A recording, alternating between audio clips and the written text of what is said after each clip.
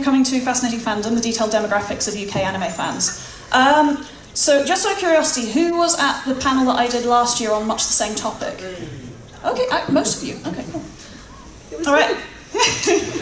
Okay, well, I mean, I've done a few of these, and I always like to do a sort of introductory bit about me. So I'm an MPhil candidate at Bath University, and I'm specifically looking at the dynamics of anime fandom in the UK. I've been an anime fan, coming to conventions and cosplaying for over 20 years at this point. I am also a massive nerd, as evidenced by the photograph of me in Haneda Airport with a Gundam. We landed in Haneda, it was a connecting flight, it was a 4-hour wait, it was first thing in the morning, we were both very tired. I saw the shop that had the Gundam in it and I went, I need a selfie! Anyway, so, about the research. So, most of you know about this, but for the ones who don't, I ran a questionnaire. I wanted to get a picture of the makeup of UK anime fandom today, and in the process examine the demographic shifts across the scene as it's changed, and try and determine where generational lines can be drawn using that data. So I did this through a questionnaire, which was distributed in compacts. I think it's on the next slide. Yes, so it ran from March of 2016 to February of 2017. It was promoted in compacts at Minamicon, Kitakon and Amicon throughout 2016, and then to boost numbers I eventually shared it on Facebook. I asked about respondents' demographic information, first experience of anime conventions, which I termed entry points, things that interested them most, and then things like how you engage with your fandom. So I asked, do you cosplay, do you write fan fiction, do you do fan art? I know I did this last time, but who filled out the questionnaire? Good number of you, cool, thank you. Okay, so fandom generations, as an introduction to this, first of all, and this is something that I covered in a panel that I did at Amicon in 2012 about generations of fandom, which I've sort of built on since. So we'll just go through that quickly. So Hiroki Azuma is a Japanese academic who has focused on otaku culture, Japanese otaku culture, and he identified in 2001 3 generations of Japanese otaku. So the first generation, born around 1960, got into it through Space Battleship Yamato, Mobile Suit Gundam, and were more sort of interested in sci-fi B-movies. The second generation, 10 years later, sort of took what was already there, ran with it, built it. And then the third generation, born in 1980, were sort of brought into it, discovered it through Evangelion, and then were more sort of into the internet and video games and more computer graphics rather than traditional illustration. So when I first read this, I thought, oh, that sounds fairly parallel to where we are with UK fandom. But because at this point this was 10 years out of date, I thought maybe there's another generation by now. So yes, so I proposed a 4th generation, which I presented at Amicon. So the 4th generation was born in the 90s, introduced to anime through Pokemon being screened on TV. Most, if not all, life experiences mediated through the internet and other technology, less shy about their hobbies, more likely to openly incorporate fandom into their overall sense of identity, more visible in non-anime communities, and much more tech-savvy and experimental. And I said to the audience, what do you think about that? And they went, nah. And I went, nah. So, to revise that slightly, the 3rd generation might have slightly wider boundaries and incorporate those born in the early 90s, so we're looking at maybe a 15-year window. 4th generation maybe has slightly narrower boundaries, which meant that 5th generation by that point may have arisen, so that was early 90s 4th generation, and then mid to late 90s 5th generation.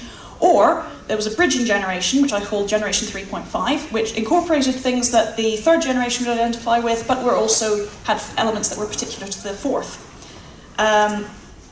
So how did the data retrieved through the questionnaire support these theories? Let's see. So these are the stats that I gave at the last one, and I'll just go through them quickly because most of you have already heard them. So this is breakdown by age. Most of us were between 25 and 34, which didn't particularly surprise me. There's a good chunk that were sort of under 18s coming up, and then it gets much narrower as you get older, which doesn't particularly surprise me. People sort of move away from the hobby, and you have other priorities as you get older. Gender identity, mostly male, nearly 50%. Again, didn't particularly surprise me. But we do also see a good chunk of people who identify as non-binary or other genders. Is it doing this? Sorry, my thing is not working. Oh. I asked, do you identify as transgender? Most people obviously didn't, but still a good few who said yes. Sexual orientation, mostly straight, quite a lot of bisexuals, and then quite a lot of asexuals and other people who had other identities. I was surprised at how few gay or lesbians there were, and then there were a few who declined to answer, obviously. So no particular surprises so far. Except for the laptop not working. Really? That's a surprise? Again, mostly white. For some reason the pie chart wouldn't display all of the options, so I've put the actual numbers there. So yes, mostly white, and then slim numbers of everything else. I was very surprised to have one person who said that they were Roma or Irish traveller. I didn't think that we had any Roma or Irish traveller in the community, but there you go. And highest education level, most of us are quite well educated, bachelor's degrees or master's degrees. And then there's a fair chunk that are A levels, but that's because there was a fair chunk who were in the 18 to 25 bracket. So this is what I proposed in my talk last year. Most anime fans in the UK are white, heterosexual, cisgender males who are aged 25 to 29 and hold bachelor's degrees. And that did not sound right to me, and I don't think it sounded right to anyone last year either. So, no. So that was the conclusion you drew by looking at the data as a whole. So I thought, what if you break it down into 5-year chunks and see where things start to shift? And it was very interesting. These were the most popular anime series. There was a very long list. The most popular was Cowboy Bebop, which surprised me. Pretty much predictable stuff on the rest there as well. A lot of it was sort of older, and then sort of some of the more sort of impressive newer stuff, so like Madoka, FMA Brotherhood. So detailed results. Common factors across all of the age groups. Everyone pretty much... Sorry? Batteries? Somebody said we wanted batteries down. No? What do I mean? Yeah, fair enough. Thank you for your hard work. Speed battery.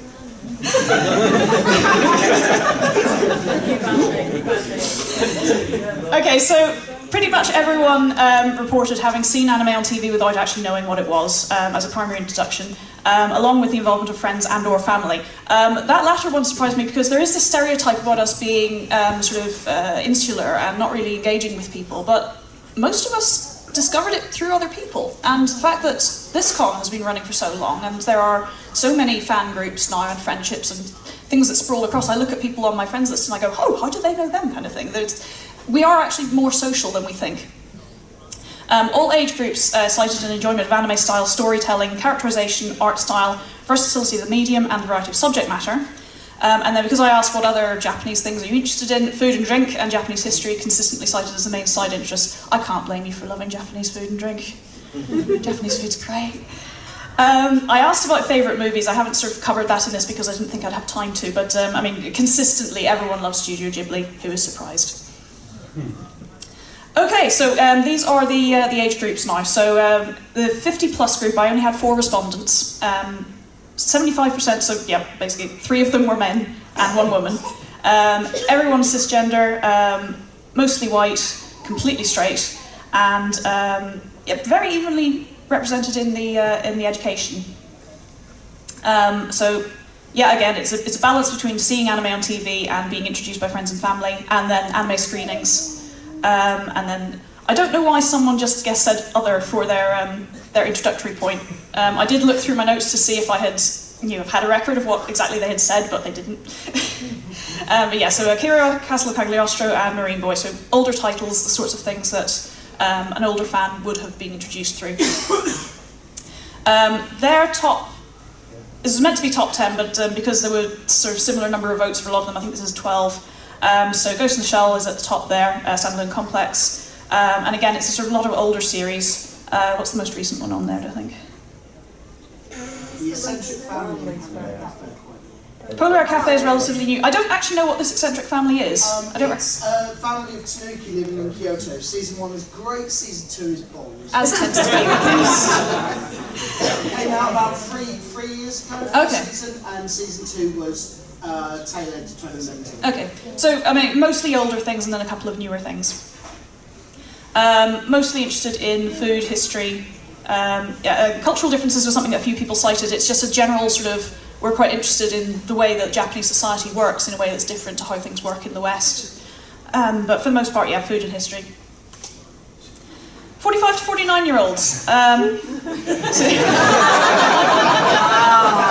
Yeah. That was quite impressive. I mean, it's not that I'm surprised by that. I'm more surprised at the fact that it was slightly more diverse in the 50-plus group. Anyway, you can see the stats there, and most of them have bachelor's degrees. So again, saw anime on TV or were introduced by friends and family. At this point, you're starting to see the sort of specialist stores and dedicated screenings becoming more of a factor. And then we're starting to get the sort of peripheral interests. So they were already interested in Asian cinema or tabletop RPGs, and so it was a natural progression from there. Overwhelmingly Marine Boy is the introductory point, which sounded about right. And then we've got, again, sort of older classics, Battle of the Planets, Bubblegum Crisis, Robotech. The favourite series, so I've done the top 5 there: Tenchi, Ghost in the Shell, Bubblegum Crisis, El Hazard, and Kimagure Orange Road. And then the rest of the top 10 was this long, long list of ones that had like the same number of votes, so I just put them in a list. And again, it's mostly sort of older things. Again, what's the... I think Chihaya Furu is possibly the newest one on there. Saki? Saki wasn't that far long ago. Toradora is fairly recent as well, but I think Chihaya Furu is a little bit newer than Toradora. I'm not sure about Saki. But yeah, so again, it's mostly sort of older things, with the odd newer thing to surprise me. So again, cultural differences and history is the main interest. Food was actually, I think there were no other group that put food as low as the 45 to 49-year-olds, and mostly interested in the history and the culture. 40 to 44-year-olds, again, only 5 respondents. Again, you're seeing a little bit more diversity here. This is the first appearance of non-binary people in the age. Well, when you go backwards, it's the first appearance of non-binary people, and it's also the first appearance of transgender people. Although with those numbers, it was 1 person in this group. Again, completely white, and then yeah, we're seeing a little bit more diversity then in the sexual orientation, and then the same bachelor's degrees, master's degrees. Not terribly surprising. Again, anime on TV, friends and family, and then saw an official UK release, so we're sort of getting to the point of when anime was actually being released formally in the UK, and we're having it appear in specialist magazines, and then Anime UK starts to appear at this point. So Anime UK was started in 1991, I believe, following EasterCon in 1990, so that was a starting point for quite a few people. And again, you got the classic series as starting points, but also King Arthur and the Knights of the Round Table. So the top series, again, standalone complex, consistently at the top in the higher age groups, and then yeah, again, lots of sort of newer things. Sorry, lots of older things with some newer stuff. Everyday Life with Monster Girls. Love Live. I assume that's an anime. I've never heard of it, but it was on the name. So again, food and drink, customs, and seeing some of the historical stuff, interest in samurai and religion and art, but then also street fashion makes an appearance. I differentiated between street fashion and clothing as being more like historical clothing. So someone said they were interested in kimono, that went into clothing, and if someone said they were into Lolita, then that went into street fashion. 35 to 39-year-olds. So this is my first sort of decent-sized group.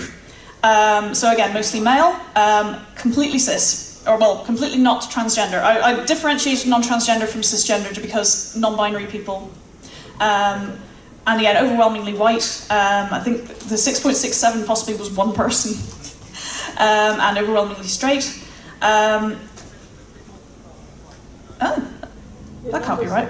Doesn't add up. No, it doesn't. I've done that wrong somewhere. But yeah, again, lots of people doing bachelor's degrees.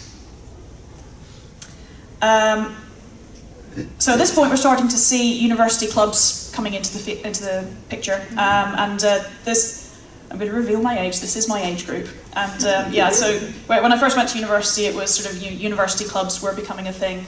I don't think my university had one, but the original London Anime Club was running at the time as well. And that, yeah. Hey! And I mean, that was sort of heavily very uni crowd as well, as I remember. Official UK release, specialist non-anime magazines. Starting points, again, familiar titles, but you're seeing the series Seasons of Gold at this point, the hybrid series. And yeah, that was my starting point. I consider that my starting point. Ulysses 31, I grew up on that. Apparently I grew up on Bad Little Planets, I have no memory of it. And then Akira, because that was sort of, that was being put around, I think, film festivals and things at the time as being the next big thing. And also then Manga Entertainment would have picked that up and run with it as well. So, Cowboy Bebop, unseats, standalone complex at this point. Again, lots of very typical series. I split Full Metal Alchemist from Full Metal Alchemist Brotherhood in the categorization because some people did list both of them in the sort of series that they liked and the series that they considered to be introductions. And I felt like there was enough differentiation between the two that it was worth separating them. Whereas, I mean, for example, Dragon Ball and Dragon Ball Z I kind of all lumped together because there wasn't enough of a differentiation between the two. Yeah, so again, these are all titles that are very familiar to me as things that were around when I was first getting into anime and the most nostalgic period of my anime fandom. So food and drink is the top interest again, history. Gaming culture comes in at this point. So there we have the third generation, Azuma's the third generation, the being interested in computer games. Clothing and street fashion, you can see there are two separate ones. Someone said nothing as an interest. You miserable sod. Well, no, that is interesting in its own way because I would have thought it's very rare for there to be someone who only really likes anime and isn't interested in literally anything else. That's a very strange thing to me. I mean, clearly there is at least one person who is like that, but yeah. And then traditions, culture, religion, all fairly typical things. 30 to 34-year-olds. This was my second largest group, I believe. So again, mostly male. At least by this point, there's a chance of finding a girlfriend. If you're very lucky. And other gender identities there as well. Again, most people not transgender, but there are a few. Starting to see a little bit more ethnic diversity. So we've got mixed race, East Asian, Indian, and other ethnicity, which I think someone said they consider themselves Hispanic. And I kicked myself for forgetting to put that one in. Again, mostly straight, but again, a lot of variation in the gender, in the sexual orientation. Second largest group was bisexual, and the third was asexual. And then for education, again, mostly the bachelor's degree, which we should not be surprised by at this point. Again, we're seeing this sort of interest in related geek subjects as being a starting point. In this case, it was video games, science fiction, and collectible card games. For interest in a geek-related subject in each individual group, I did make a note of specifically what it was that people cited, and so that's what that was for that one. And we're starting to see people who are interested in the aesthetic, and then some people who just discovered it through the internet. Just poking around, and suddenly there it is, and yeah. So, starting point, Pokemon! Pokemon appears at this point. Ghost in the Shell is a sort of big cinematic release, big for the time. Dragon Ball Z, Sailor Moon, Akira's still there. Cardcaptor Sakura was on TV at the same time, of course. Legend of the Four Kings was airing on Channel 4 in the, what was it called? I forget what it's called. There was a Friday night slot where they showed anime, and it was all like manga video releases. And that was, I've said that Mysterious Seasons of Gold was my starting point, but seeing stuff on the Friday night slot in Channel 4 was the point at which I went, oh, there's more to this. And it's the same for a lot of people. There were quite a few people who actually responded in the questionnaire saying, well, I had the starting point of watching something on TV when I was a kid and didn't really know what it was. But then there was the stuff that was on Channel 4 or on BBC 2. Moomin. Who was it last year? It was Sophie, wasn't it, who said, oh, I thought I'd see more Moomin. Are you here, Sophie? Hey! Yay! Awake as usual. You said you thought you'd see some Moomin. There's some Moomin. That was my first one, but I'm a lot younger, so I barely remember it. Well, not a lot younger, fuck. No, I'm getting older of you. Sophie, I hate to tell you, but that's how time works. Okay, so at this point, Evangelion is the top choice in terms of people's favourites. Cowboy Bebop is still up there, and so is Standalone Complex, because what is going to unseat Standalone Complex? And yeah, again, it's mostly sort of older things, things that I would remember from sort of my, not my early days of anime fandom, but the sort of mid days, and then I think Sword Art Online. Yeah, that is the newest thing on there, I think, isn't it? Yeah. Yeah. Psychopaths is, I think, a little bit older, isn't it? Yeah. So again, food and drink, history, culture, and then again, people enjoying the comparison between Western and Japanese cultures. Street fashion, historical clothing, language, martial arts, and we're starting to see the music then as an interest as well. A brief interlude with a special message for anyone in the audience aged 27 to 31. Show of hands, who in this room is in those age groups? Put them up nice and high so I can see them. Hello, 27 to 31-year-olds. Aren't you lovely? Don't I love you all so very, very much? What did we do wrong? No, I know your answer. How frightened are you right now? If you're right, from the bottom of my heart, 27 to 31-year-olds, I love you so much. You are beautiful unicorns. But There is no but. I'm being entirely genuine. Because the 27 to 31-year-olds now are the people who were in the 25 to 29 group when the survey was running. And there was a really, really interesting result in this group. 51.55% female.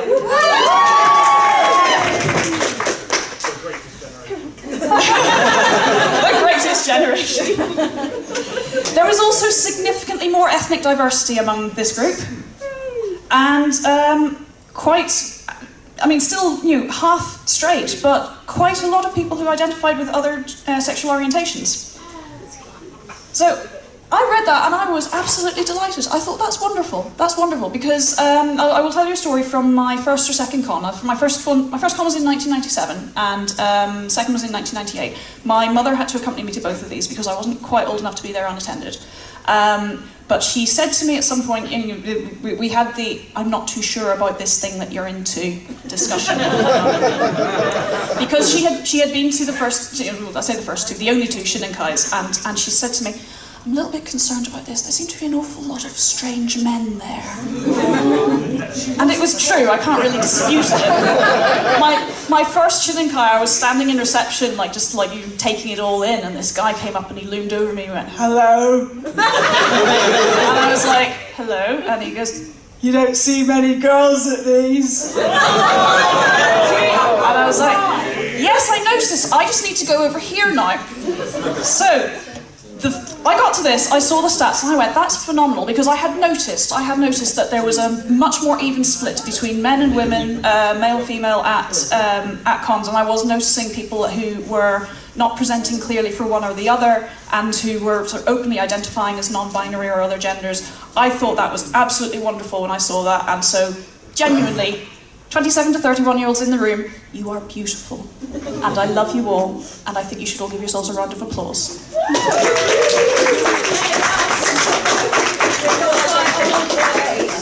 Thank you for that.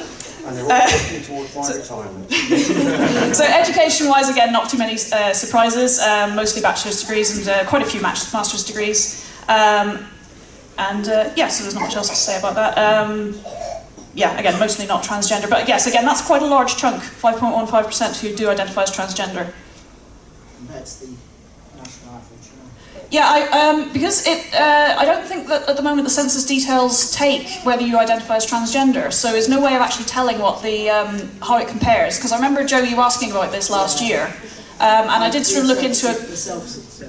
Yeah, I looked at, because census data is the only thing that I can reliably go on, and it doesn't ask about transgender identity at present, so I couldn't really do any kind of meaningful comparison on that. It's generally agreed amongst the various agencies in the NHS that it's just shy of 1% But it's impossible to verify. Yeah. People are really cagey about it. With racism. Yeah, and I guess as well because it's true, and I guess as well because there's a fluidity to it, and you can have someone who 5 years ago, if you'd said to them, "Do you identify as transgender?" they'd say no, but then a few years later have a realization about themselves, because I've seen it happen with people.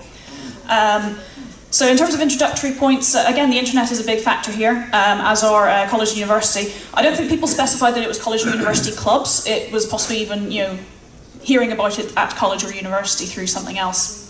And then geek-related subjects as a side interest as well, or a related interest. Gaming, sci-fi, and comics. Pokemon again, the main introductory points: Sailor Moon, Cardcaptor Sakura, Dragon Ball Z, and Evangelion. Those are pretty much exactly what I would expect the entry points to be for that age group. Maybe Evangelion is like the sort of the surprise one, but I mean for the rest, that is anyone surprised by those? No. Where's Gundam Wing? Sorry? You would have thought there might be Gundam Wing. I feel like anecdotally you get a lot of Gundam Wing for that age group. As the first.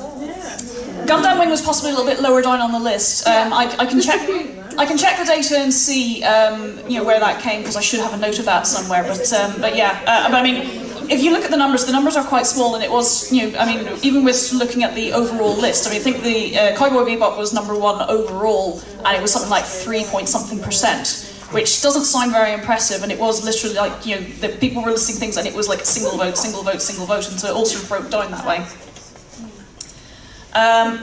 Yes, here's the other surprise. #1 is Madoka. And standalone Comprex is right at the end.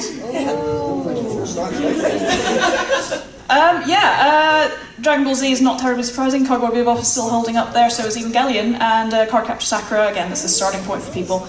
Here's Attack on Titan showing up. But yeah, and it surprised me just actually how much Ghost in the Shell got pushed down there, because it's been so consistently near the top in the older groups. Alright, and people started citing being interested in Japanese social etiquette and respect in this group, which interests me. We've seen video games as a clear point of interest. Food and drink is top as usual, as are history, culture, street fashion, and art is still in there as well. The 18 to 24-year-olds, this is my last age group. So again, actually quite a large chunk of women. 44.74% female. So it's not quite as spectacular as the slightly older group, but I think that is a larger group of non-binary, I believe, and people who identify with other gender identities. So actually, men are getting edged out. No, the MRA is right all the time. So again, mostly not transgender, unsurprising, and surprisingly very white, this group. I'm not entirely sure why. I mean, this was a much smaller group because there were it was a very large group of 25 to 29-year-olds, and this is significantly smaller. But we do still have quite a lot of variation in the sexual orientation, and then education-wise, some very hard-working 24-year-olds who've gotten master's degrees. So, well, I say that as someone who had a master's degree at 24. So. So again, saw on TV and were introduced by friends and family. YouTube makes an appearance as being an entry point. So I can't remember if people specifically said just YouTube, or if they were saying AMVs, or things, specific kind of things that were on YouTube, and then I just kind of lumped them all together. But I mean, I suspect it's probably seeing things like AMVs and supercuts and things. Related geek subject, cosplay. People who were already interested in cosplay, who then decided to start looking into. I don't know if they started looking into the source material for the costumes they liked the look of, or if they just sort of heard about it and then started watching it and then started doing cosplay of those characters, or how it worked exactly. But yes, it was interesting to see that cosplay as the first point rather than as the subsequent, which is what it was for me certainly, and for probably most other people around my age. Seeing it in non-specialist stores, I know that some people did see things in specialist stores, things like Forbidden Planet, but obviously it wasn't that many. And non-specialist stores, I mean, I'm guessing that's seeing things like, tapes on, well, I mean, it wouldn't be tapes at this point, but, I'm so old! DVDs on sale in, was HMV still around? It's still there. I'm not quite that old. CEX still have an anime section. Yeah, CX just keeps on going. Sort of. Pokemon is still the top entry point, but here comes Death Note, and there's the Tumblr post that goes around, which is everyone's first anime was Death Note, and I don't care what you say, everyone's first anime was Death Note, and Pokemon doesn't count, and it's like, it's not entirely true, but there we have those numbers. So again, it was sort of a long list that sort of tied for third place, and it's all sort of relatively new things. So Beyblade, Cardcaptor Sakura, Girl Who Leapt Through Time. Why is that in there? That's a movie. I made a horrible mistake there. Yeah, and then things like Vampire Knight, Ouran, Sailor Moon is still in there, as is Dragon Ball. Those aren't going away. How the fuck did Abusei Yatsura get there? That's like twice as old as that age group. Sorry? How the fuck did Abusei Yatsura get there? It's twice as old as that age group. I know! There was a random episode on BBC Three once. Oh yes, of course! Oh my god, that does was awesome. The BBC dub of Urusei Yatsura. Yes. I've never seen it, but I hear it's delightful. They played some of it last night on one of the panels. Oh, was that the 90s anime fan one? yeah. I'm so glad. It's so sad I missed that one. Okay, and then the top series, Full Metal Alchemist Brotherhood. That's at number 1, and Madoka has dropped down to number 3. Cowboy Bebop is still there. JoJo's Bizarre Adventure finally appears, as do some of the other more predictable things like Attack on Titan and Free. Yuri on Ice is not on there, and I addressed this last year. I genuinely thought before I started compiling everything that there would be more Yuri on Ice listed in there as a favourite anime, and it was very, very small number. And basically, the only explanation I can find for this, because it's still huge, during the Winter Olympics, when there was a couple who did a Yuri on Ice ice dancing routine, and like, it was on BBC, and my dad sent me a link and was like, "Oh, this will be interesting to you." I was like, "I don't actually really like Yuri on Ice." Darling, we don't have to agree on everything. But yeah, so basically all I could posit was that at the point that the questionnaire came out, Yuri on Ice had only just started, and there wasn't time for the fandom to gain the traction. And I think if I was to run this questionnaire again, I mean, probably even this year, but definitely in like a few years' time, I think that would be a lot higher on the list. Yeah, otherwise, yeah, Death Note is there. Sorry? No standalone complex, yes. It is being completely pushed off at this point. Older person somewhere saying, "Fools!" Get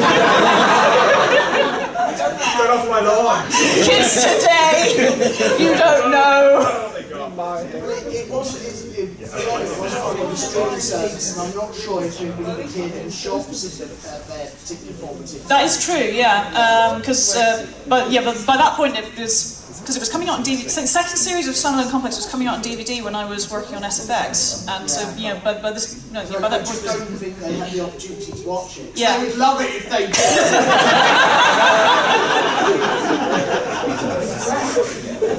Am I out of touch? No, it's the kids that are wrong.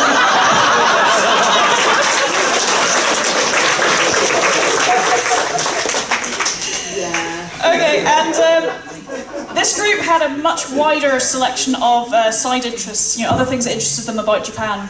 So food and drink is still popular, as is history, language. But we see some very weird, specific things. Woodcut art, which no one ever mentioned. But for some reason, the really young ones are really into woodcut art. Or some of them were, anyway. But then we're seeing, again, sort of social interactions, myths and legends, and then, video games. And then, street fashion is there. I think so street fashion is there, but historical costume not so much. And then cosplay is in there as an interest as well. So, a few points of interest by age. This is just a summary. Under 30s have a female majority, are the most diverse ethnically, and have the highest proportion of bisexual, asexual, non-binary, and transgender people. So, well done, you guys. All groups are well educated, with a high proportion of bachelor's degree holders all round. 25 to 29 age group has the highest proportion of master's degree holders. Younger age groups consider the sense of community in anime fandom to be a key factor in their enjoyment of anime as a medium. Older groups don't mention community at all.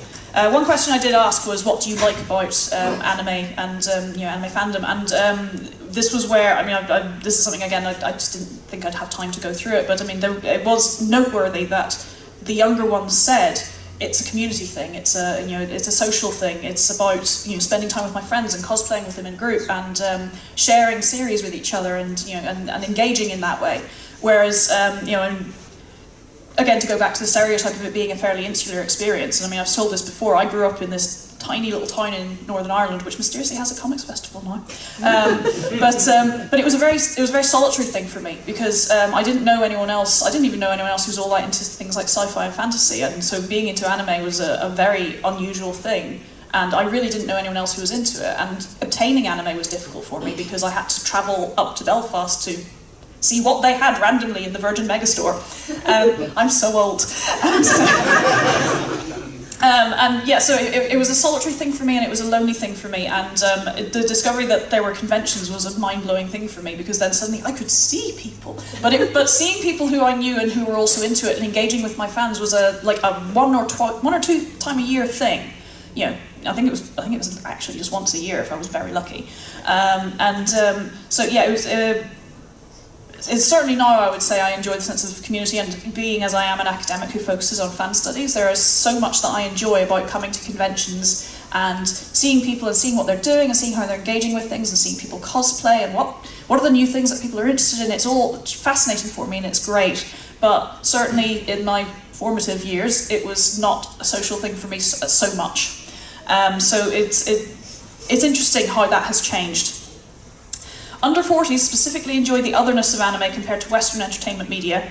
Over 40s more widely report an enjoyment of the storytelling and the characterization, or artistic styles. So yeah, it's the point where again, it's only a very small group who are sort of thinking of everything as being sort of together and mainly making a distinction with the storytelling and characterization.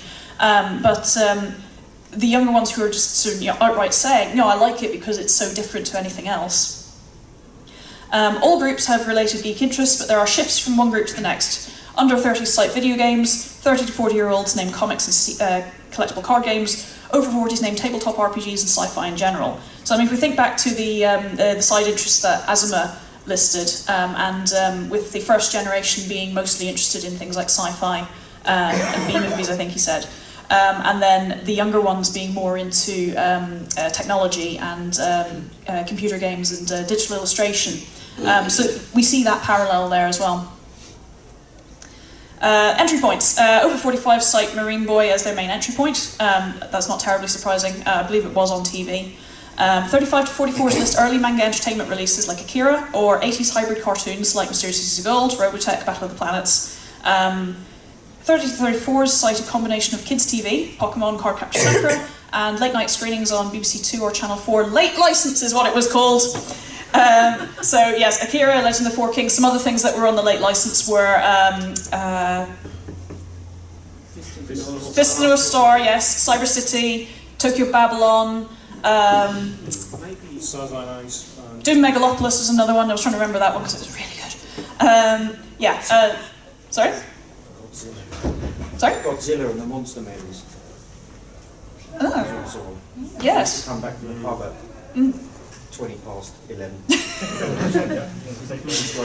I have a great deal of nostalgia for the late license slot because I had a TV in my room, which was a great novelty, and but my parents were very disapproving of me watching it because they knew I wasn't quite old enough. So I would sort of sit next to the TV with my hand on the off button and the volume turned down very low. Just sort of sit and watch it intently, and then if I heard my mum or my dad coming, just switch it off and jump into bed really quickly.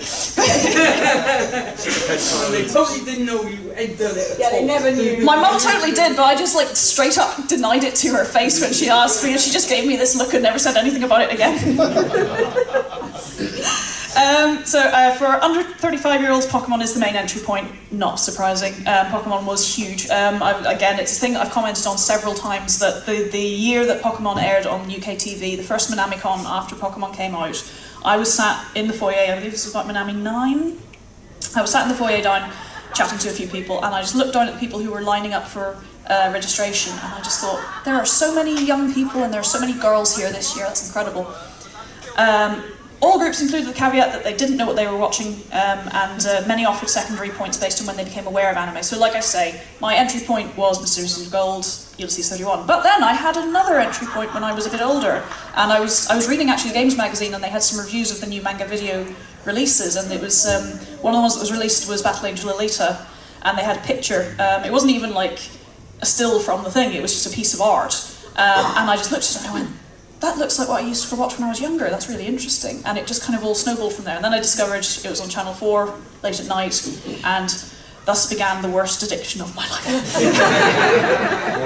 It's actually doing me quite well. I had a nice job on a nationwide magazine for 5 years, which drove me mad. Okay, generational lines. So go back to drawing the generational lines. So things have revised slightly based on this new data, unsurprisingly, because that's how it works. So first generation, born in early 60s to mid 70s. First exposure to anime was Marine Boy. Anime is an extension of an interest in sci-fi. Probably consider themselves primarily sci-fi fans. Got involved in early anime fandom through Anime UK and may have been at EasterCon in 1990. Is there anyone in the room who that rings true for? Yay! Hello! Do you find that is mostly accurate? End of the 50s born. Okay. I was running the anime stream at EasterCon. Oh, it's you! You have told me this before. Hello, I didn't know you'd be here.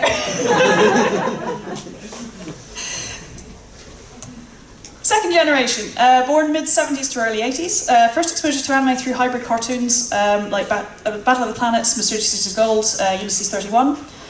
Interest later reinforced by early manga video releases, particularly those aired in the art slots on BBC Two and Channel 4. And technology is a key related interest, particularly video games. So again, hands? That's pretty much exactly me. Is there anyone who would seriously dispute anything that is on there? I didn't ever see any of the art slot stuff. Ah. I went straight from the 80s stuff like Bella Sebastian and Series of Gold to randomly buying Neon Genesis Evangelion on DVD. But what was in the sort of mid-period between... There was nothing. No, I think I got taken to an anime festival at the barbecue once. I think I saw Ghost in the Shell. Okay. And I saw Grave of the Fireflies, which put me off. I was going to say, why did that not scare you away forever? That is why it took me another sort of 8 years to get around to watching the Genesis Evangelion on DVD. You'll know that when they aired Grave of the Fireflies in the cinema in Japan, they paired it with My Neighbor Totoro just so people wouldn't kill themselves. Unicorn Chaser. Chaser. John, yes? Yeah, it's worth mentioning that Superplay did a lot to popularise anime. That's true. The crossover between anime and video games wasn't so established, but Superplay really did something. Superplay, because Helen McCarthy was working on the staff, and they had Will Overton doing a lot of the original art for it, and they were people. I mean, Helen McCarthy was involved, I believe, in the original EasterCon discussion, which led to Anime UK, because she was the editor of it. Yeah. I think quite a lot of people did cite Superplay. What's Superplay? Superplay was a Nintendo. Superplay, get out of here! John, she's So shall we say, did you watch Ghost of the Shell standalone? Alright, for the benefit of people who don't know, Superplay was a Nintendo games magazine, which was it was published by Future Publishing, yes, like I say, it was always a piece of original art on the cover, I believe, wasn't it, by Will Overton? Sorry? There was a remake. There was a reissue, wasn't there? Yeah, which I didn't actually see. Again, they despite the fact that it was primarily a Nintendo magazine, there was a lot of anime content in there. They had anime new releases reviews in there, and I think that was the first point at which I was seeing anime releases being reviewed which were not manga entertainment. So what sort of years is that coming out? Just since they're trying to drag me for it? It was mid to late 90s, was it? I'd say 92 to 96 was there. So cool, I would have been 2. How dare you? Yes, sorry? I was going to say it's sort of the opposite. Very much the sort of art style was the first time I ever saw it, because I was just sort of looking through the old paper, what was on, you know, as a kid, just I was up late, and it was just like, oh look, there's some weird cartoon or something on there. Because I'm pretty sure that's how they described it. Yeah. And I watched it, and I sort of like, oh, this is good. And that's where I first come across Akira, when BBC Two showed it. Yeah. When they did, I think it was like 4 or 5 weeks in a row, and they showed Akira, Rouge and Zed, Pat Labor, and a couple other things. Yeah, I mean, you're still kind of covered by that. I mean, I've sort of lumped things together with that, but I mean, you know, nonetheless, it sort of covers people who that's the entry point for people who are in that generation still. Laura, hand up. Go back to Superplay, specifically Super Nintendo, and there were a lot of Super Nintendo games that had Bandai licenses. So there were a lot of Super Nintendo versions of anime. So there was a lot of lovely reproduction of the cover artwork. The game's instruction booklets were in full colour, and it was pretty much the only way you could see them. Even the Nintendo stuff that we got, people remember we used to get rubbish translations or new artwork, like Street Fighter was completely re-illustrated for the Western market. And also Anime UK and Superplay would let you draw and you'd send your stuff on. Oh, the envelope art. Yes, stuff. So I used to send a lot of stuff out that way. Did you It was do just a something nice like segue where Anime UK existed but in specialist shops. Whereas if you were a young teenage girl, that may have been a little bit more intimidating. But you could go to W.H. Smith's and pick up Superplay. Superplay was it felt like you know, as a girl being into anime at the time, which again was very rare. It felt like a more approachable magazine. Here's a story about why you should never be a dick to someone about something that they're trying to do. Because they had the envelope art segment, and I was sort of just figuring out how to draw things, and I sort of did some. And it wasn't very good, admittedly, but I did some envelope art, and I showed it to my neighbour who was also sort of into the same thing. I was like, oh, I'm going to send this to Superplay, and he just looked at me and went, oh no, you shouldn't. They only publish stuff that's really good, you know. And I went, and I never drew again. It's not entirely true, but I have stopped drawing because I'm genuinely not good at it. Alright, third generation, born mid to late 80s. The beginnings of the Pokemon generation, but we're just as likely to see late night TV screenings as anime in kids' TV slots. Card Captor Sakura and Dragon Ball Z. Interest reinforced by the relatively major release of Ghost in the Shell, and of course the Academy Award being given to Spirited Away, which I think that was very much a watershed moment for Studio Ghibli getting into cinemas, because I remember Princess Mononoke when it came out, it got a few cinema releases, and then Spirited Away, I think, because I saw it after it got the Oscar, because there were lots of screenings then. Like I was in London at the time for uni, and there were actual proper screenings taking place in London, and I think there were some that were subbed and some that were dubbed, and then after that, I mean, Howl's Moving Castle was the next one, and that was straight into cinemas. Fourth generation, born in the early 90s onward, very definitively introduced to anime through Pokemon and general mainstream exposure through other cartoons. Dedicated TV channels and large events like MCM Comic-Con. So I've not touched on this, but it's something that came up in when I talked about it last year. MCM has been a massive force for getting people into the hobby. It was the first convention that a lot of people went to, because they're so accessible, love them or hate them, they're very easy to go to, and it's very easy to sort of go in, fight your way through the crowds to look at stuff, and it's all just kind of there. Whereas, I mean, even things like this now, they don't get shared around as easily as MCM because there's not the budget behind it and it's not as big. So the fourth generation also very social, possibly even to the extent of considering the fandom more important than the medium. A few people did straight up say that they don't actually consider themselves to be as much of an anime fan as they are just involved in anime fandom, and that's through things like cosplay and fan art and fan fiction and internet communities. Who show of hands in this room who would be in that group? Sort of. Early 90s onward? I think I'm 3.5. There's surprisingly few of you. I thought there'd be more. Not a Minami. This is the retirement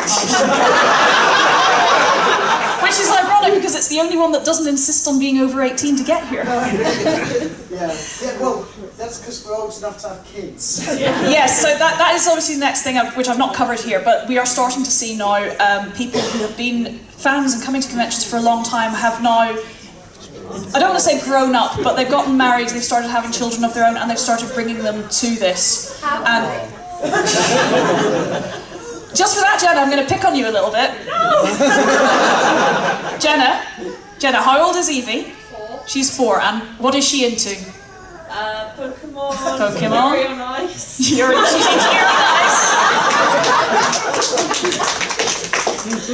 nice. Is she here this weekend? Yes. Is she enjoying it? Yes. How old was she when she came to her first Minamicon? 6 days.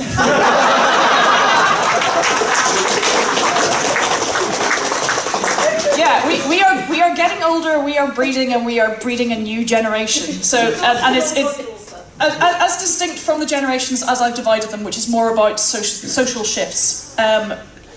There are new people coming up through. So I mean, you know, if I ever revisit this research, because I honestly am at the point where once I've done my thesis, I never want to look at academia ever again. So we have a new generation eventually. First introduction to anime, my parents made me. Yeah, basically. Just imagine their names. Does this mean that in 10 years' time we're going to have a generation of teens who rebel by watching football and becoming accountants? That's society correcting itself. All right, so I'm close to the end here, and we're getting short on time. So problems. What's wrong with my data? So for a start, the sample size is relatively small, which is especially problematic when analysing the older age groups. So I mean, I did point this out. There were very few people in the older age groups. It makes it very difficult to get a clear picture of what the demographics are really like. And then, I mean, the number of people who actually had, it was 200 and something, I think 256 actual respondents, but then only 197 of them actually completed. Some loss of accuracy due to questions requiring respondent interpretation, judgment or memory. So I mean, yeah, like I said, there were people who said, I can't remember exactly where I started, I can't remember exactly what my first anime was, I can't remember exactly what my first con was, because they went to an MCM and they're all kind of the same. And then there's no kind of bounce like well, the year changes and the season changes. And I mean, yeah, again, this was something that was picked up was respondent interpretation, which one of the things I asked was about sort of other things that you do. So how often would you say you cosplay? And I'd sort of given some categories which were like, very regularly, fairly regularly, occasionally, not at all. One person's very regularly might be someone else's occasionally, depending on how many cons you go to and how many events you go to and how much you actually get done in the year. So I mean, that in that way, there's some loss of accuracy that way, and you kind of have to allow for that. Surveys are a great way of finding out about people who like filling out surveys. When I first put it in the compact at Minami last year, and I everything got handed out, and on the Friday night I very excitedly logged into the system that I was using to see if anyone had filled it out yet, and there were 2, and I was like, oh, that's amazing. And I looked at the second one, and it was someone who had clearly just signed up to take the piss. I'm sorry, okay, I'm sorry. Is the one person I'm really actually pleased with this. I was a little bit worried, especially with some of the questions I'm asking and the way some people can be about diversity of gender and sexuality. I was a little bit worried about people just sort of deciding it was some kind of nonsense and just refusing to answer the questions properly. So I was really pleased that there was only one person who was just blatantly abusing things, and therefore only one I had to delete, which was great. I was really pleased with that. Thank you so much. Yeah, how did they get that obvious? The thing that tipped me off was because the first page was the demographic information, and because the gender identity questions were male, female, non-binary, or other, please specify. And they had marked other and then just put a series of 1s and 0s. And I was just like, well done. You're so clever, dude. I hope you're really, really, really proud of yourself. Probably. But because I mean, whoever they were, they did actually go through the rest of the questions, but they were just giving joke answers, and they got to like sort of the 3rd page or so, and just went, "This is a really long survey." And I was like, you didn't have to fill it out, mate. But yes, I mean, it's a problem with running surveys is that, I mean, for better or for worse, they do require some time and dedication, and it does mean that people who fill out surveys are going to be people who have the motivation to do so. And one of the problems with, and it's the thing that I'm aware of, is that people don't tend to tell you when they're happy with something, but if they've got something to complain about, they will complain. And it's much the same thing. And then high numbers of university graduates in results may be due to researcher sympathy. Again, this was something that Joe pointed out last year, and which, to be honest, is probably very true. particularly after it got shared on Facebook, because Claire, thank you so much for all the sharing you did on Facebook. I'll haul you out anytime. Yay! But I think there was, I don't remember if it was Claire specifically or someone else who was sharing it, basically saying, you know, doing this research is really hard, come on, support a fellow academic. And so, yeah, probably there were sort of, you know, people who were filling it out who were at that level because they were going, oh God, I remember having to do this, it's awful, I will help you, because I do that as well, you know. Okay. So that's basically all I have. We are actually just to time. I really wanted to have a Q&A, but I'm not sure if we'll have time unless there is no queue outside. But there's a huge queue. Okay, right, we'll have to wrap up. You can contact me on email, and that is my academic Twitter account. I don't use it for an awful lot, so like if you really need to, send me an email. I can make the slides available, and also I do still have all the data, so if there are any specific points that you want me to tell you if it came out in my data, drop me a line. I'll get round to you eventually. I am horribly busy. But yes, thank you so much for coming. Hope you all enjoyed it.